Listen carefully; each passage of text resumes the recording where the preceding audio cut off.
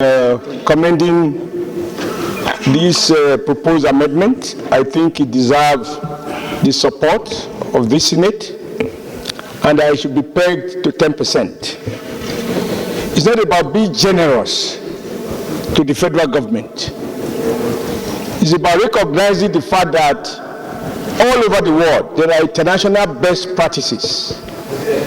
If you were to increase the level to 15%, Nigeria would be on its way to that joke between Ugandan President Idi Amin and the CBA governor, when he says, Idi Amin said, go and print more money, and he said, Uganda money will be turned to toilet paper. So we must understand that in macroeconomic issues, there are specific macroeconomic indicators that must be taken into account in imposing a limit.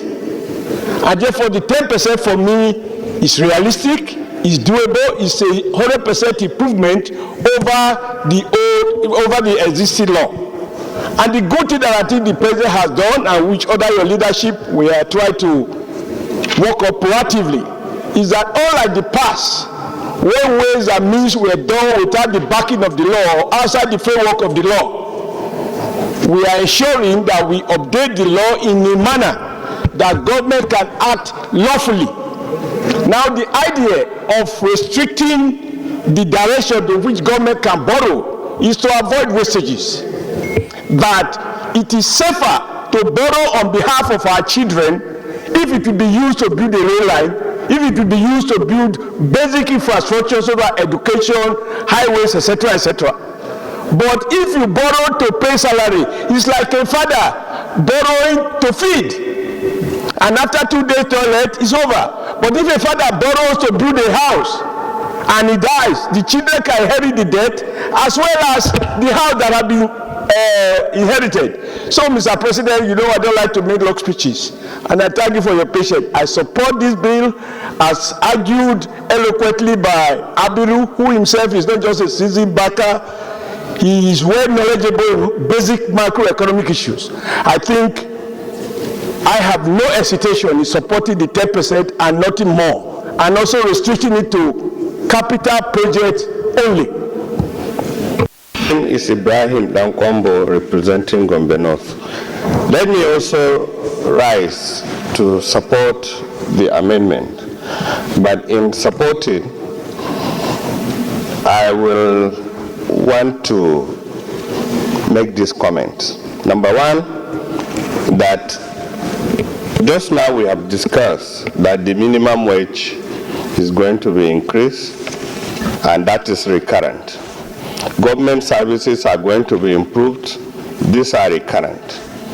How capital can be more than recurrent, I don't know. But when we see the numbers, we will talk about those numbers. Two, government revenues are accruable in advance. Therefore, it is very important to have some level of borrowing from the central bank. But what matters is that when we borrow, we repay.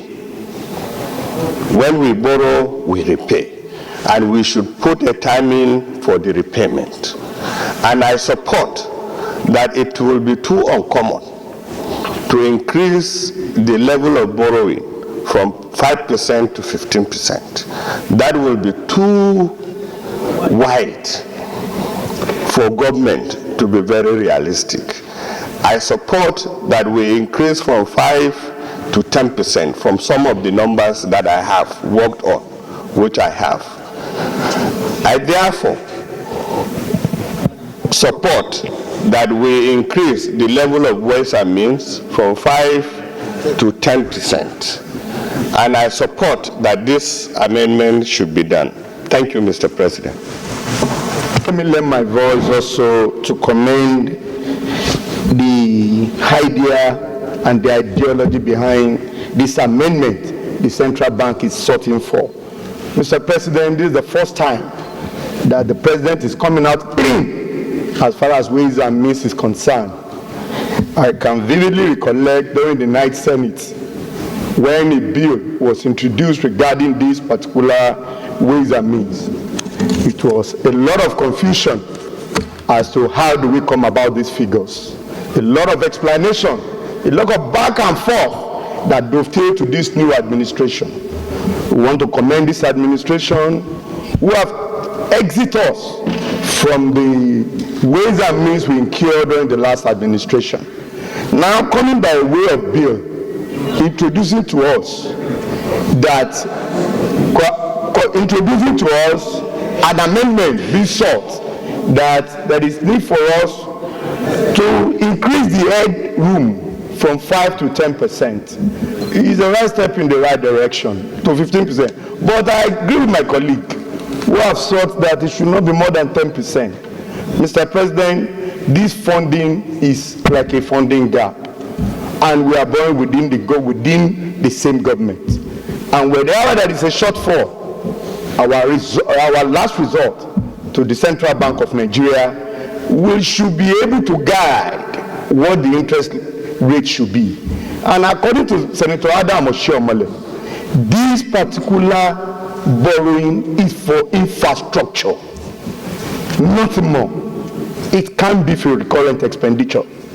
And I want to draw a caution that our Committee on Banking and other financial institutions must be read alert, because it is expected that this borrowing, once this money is borrowed, with the improved revenue that we currently have, as we speak, the revenue generated to date is over 9 trillion naira. We must be ready to pay this money regularly. Minimum in between borrowing should not be more than 3 months, so that we don't have this money accumulated that at the end of the day we start running out of scatter.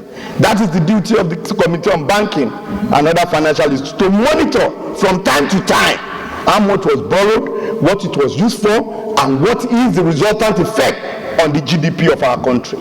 So I want to agree with this bill, and I'm supporting it in its entirety, but to draw that note of caution that we must monitor that it is only for infrastructure and infrastructure alone. I so submit, Mr. President. I think this is Aliyu Sarkin Yakin Kefi. I represent Nasarawa West Senatorial District. Let me align myself to the presenter and those that have spoken before me.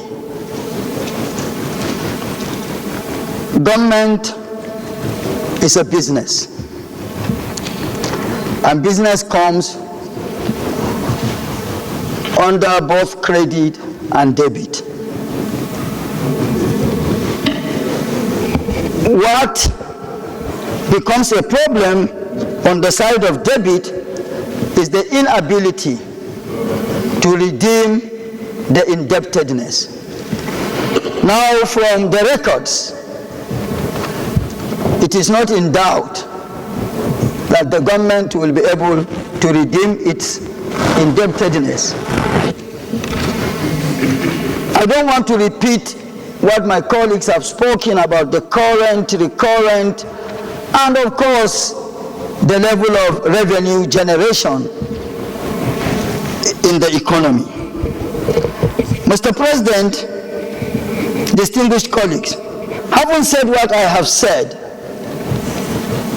I have a different thinking going forward, not on this particular, to reduce the financial engagements or commitments of government in developing our infrastructure. We must not necessarily be subjecting the economy or the system to only ways and means. The capital market is there as a vehicle for government to issue bond for infrastructural development, which will enable the citizenry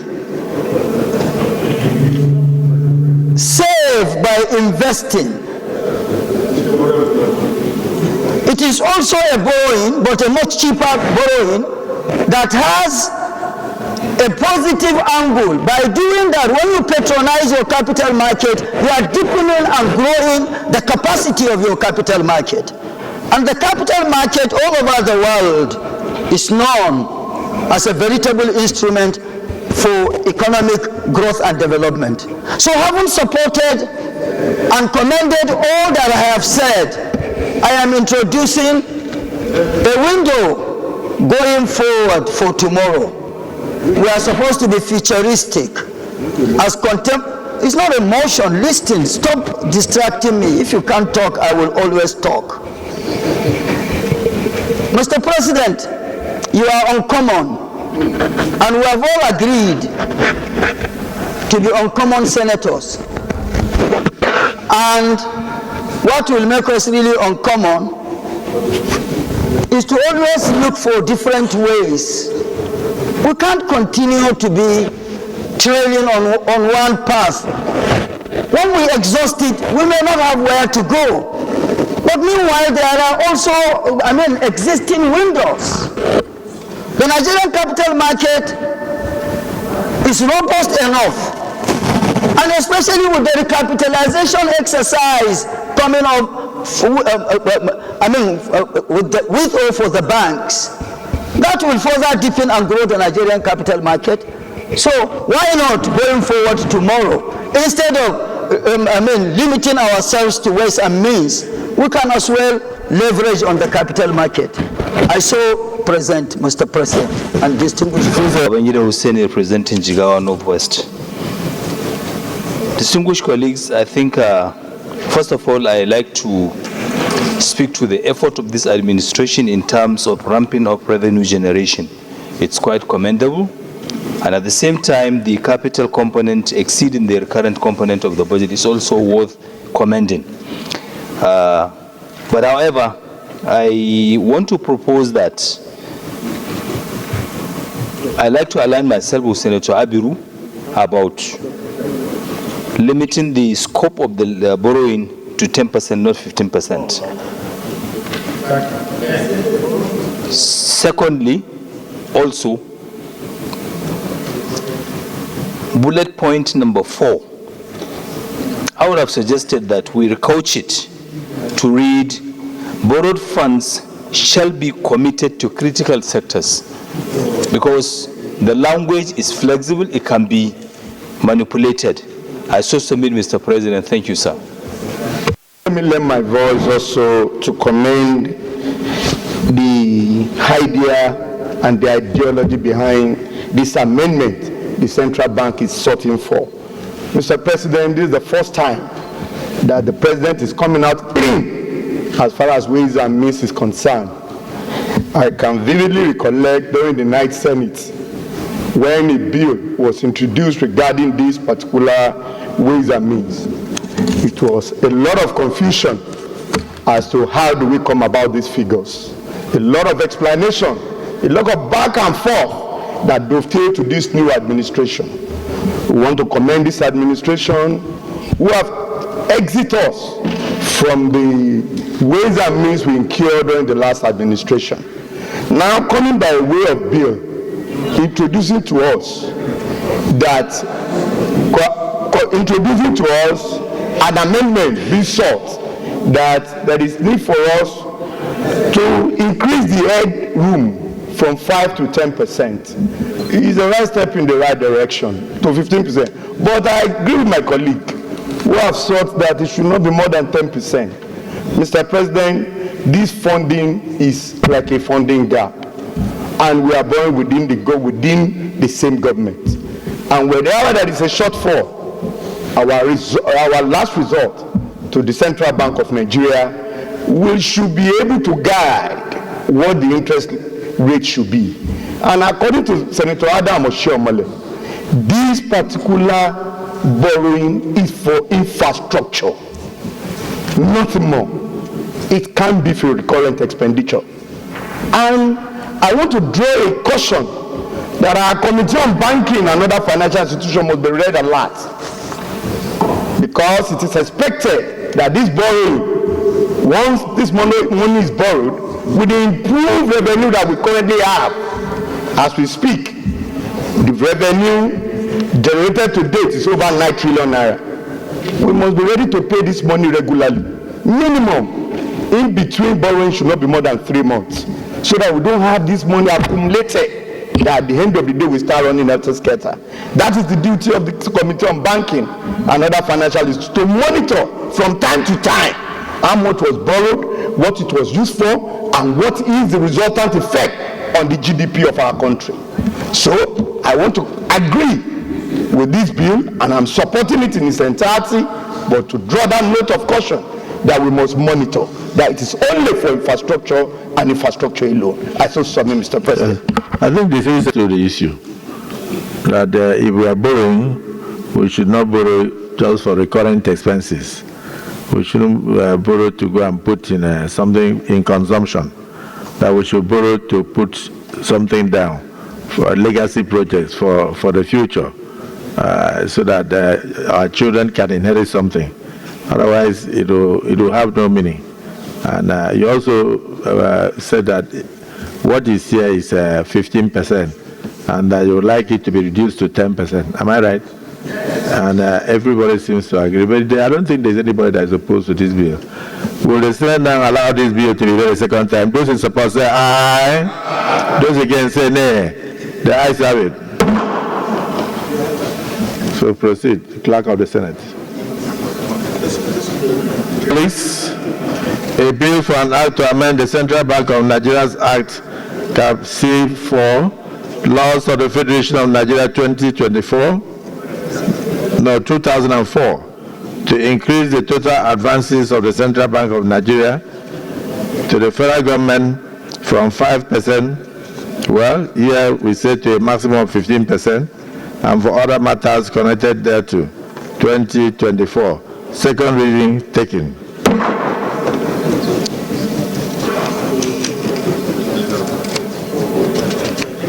Distinguished colleagues, this bill is referred to the Committee of the Whole in line with Senate Rule 84 for further consideration. Additional clause. This borrowing should be. Additional clause is what gave the former regime. Go on. Additional clause is that this borrowing should be for capital expenditure only. That is the addition.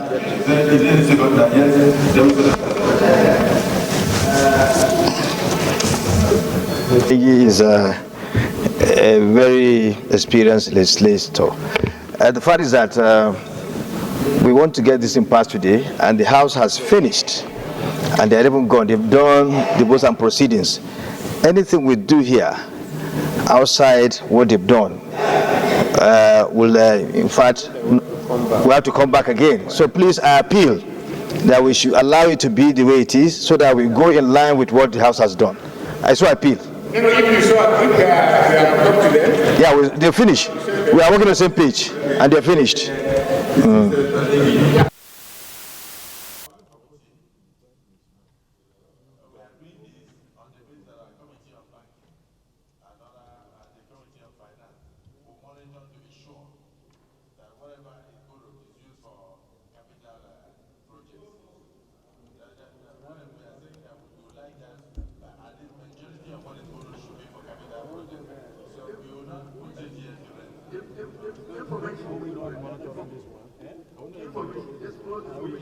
That is better, because there could be security issues. You know, we could, God forbid, there could be attacks, there could be a threat to our sovereignty, and there could be the need to mobilize funds to deal with that immediately, which would be maybe recurrent in nature. So we should not kind of tighten the space for the government. We're a nation, a very big nation, the most, the biggest, black country in the world, the largest in Africa. So we should allow the government to have that latitude. So let's not tighten the whole thing. But the only thing is to strengthen our oversight. Strengthen our oversight as explained by the President and also the Chairman Banking Committee. So let's allow it to remain, and then we'll move on so that we go in the same wavelength with the House of Representatives. Thank you, Mr. President. Very well. This thing is not borrowing. It is an advance that the central bank grants to the federal government when it is short of revenue while implementing its program, which is supposed to be retired within the financial year. So there is no new borrowing that you are talking about. It's an advance that is given, short-term advance that is given to the government for implementation of existing projects. So you cannot tie, the only thing that we said about capital projects is that, this facility should just be granted to cover so that capital project will not stop, because of shortness of revenue. That's all. But the major issue is that it is not any new borrowing. It's an advance that is given to the government to implement an existing budget. Thank you, Mr. Chairman.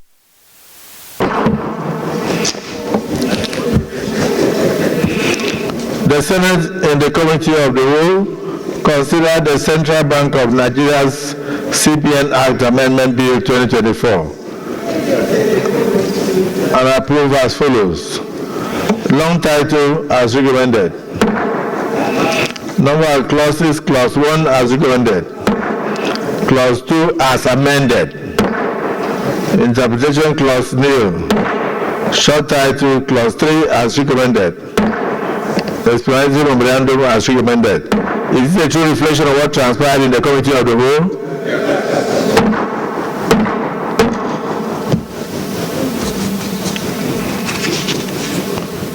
Leader of the Senate. Distinguished colleagues, a bill for an act to amend the Central Bank of Nigeria's Act, Cap C4, Laws of the Federation of Nigeria 2004, to increase the total advances of the Central Bank of Nigeria to the federal government from 5% to a maximum of 10%, and for other matters connected thereto 2024. Third reading taken.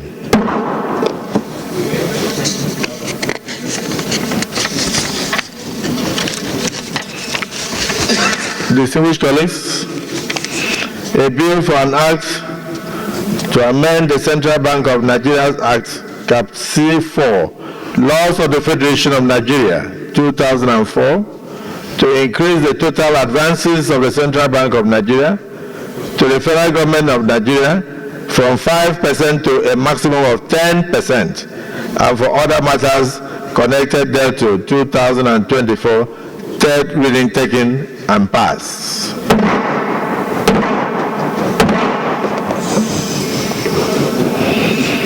Leader of the Senate. Let me thank all my colleagues for their contributions and again, patriotic zeal. Yes, it's been very painstaking and time-consuming, but I think doing a good thing is worth our while, because we can't rush into a bill of this nature without considering the pros and cons and looking at the implications, including inflation, and of course also the workability of government. Again, this is taken for the purpose of ensuring that government moves smoothly and that we do everything to support the administration to contribute and move the nation forward in all spheres.